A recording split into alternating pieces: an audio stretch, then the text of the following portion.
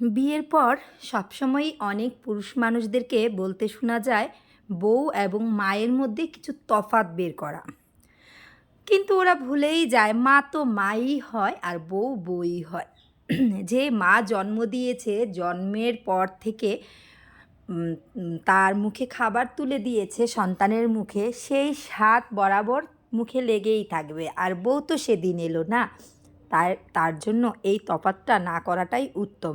যে কে ভালো রান্না করে, কে ভালো, মায়ের হাতের রান্না স্বাদ, বউর হাতের রান্না স্বাদ না, বা মা ভালো বউ ভালো না। আমার মনে হয় এই রকম তফাৎ না করে আমরা যদি একটু বুঝে শুনে যদি সংসারে যদি মানিয়ে চলতে পারি, তাহলে হয়তো সেই সংসারে কখনোই অশান্তি হবে না এবং বউ শাশুড়ির মধ্যেও সুন্দর একটা বন্ধুত্ব বজায় থাকবে।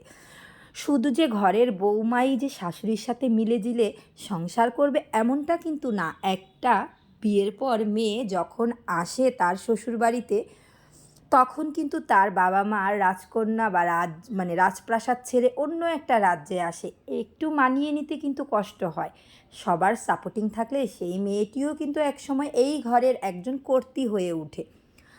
তো আমরা যদি বউ ভালো না, মা ভালো, মা ভালো না, বউ ভালো, মায়ের হাতের রান্না ভালো না, বউয়ের হাতের রান্না ভালো, এই তফাৎটা না করে বউকে যদি মায়ের গুণগুলো শেখানো, আস্তে আস্তে শেখানোর চেষ্টা করি, বা মার কাছ থেকে, পরিবারের সবার কাছ থেকে সুন্দর করে যদি শিখিয়ে নেওয়া যায় বউটাকে, ঠিক কিন্তু সেই সংসারেও কিন্তু সুখ আসে।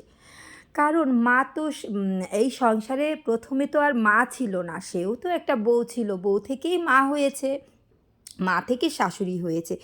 এই জিনিসগুলো যখন আমরা মাথায় রাখবো তখন কিন্তু সংসারে একটুও অশান্তি হবে না। তবে এখন কিন্তু বর্তমানে কিন্তু বউ শাশুড়ির দ্বন্দ্ব কিন্তু দেখা যায় না আগের মতো। এখন বেশিরভাগ শাশুড়ি বউকে মেয়ের রূপেই দেখে। হতে পারে কিছু কিছু ক্ষেত্রে এমনটা হয়। আর যেটা নাকি সমাজের এই পরিবর্তনটায় বেশ ভালো লাগে, যে একটা মেয়ে যখন বাবার বাড়ি থেকে আসে তখন তার অতটা কষ্ট হয় না শ্বশুরবাড়িতে মানিয়ে নিতে।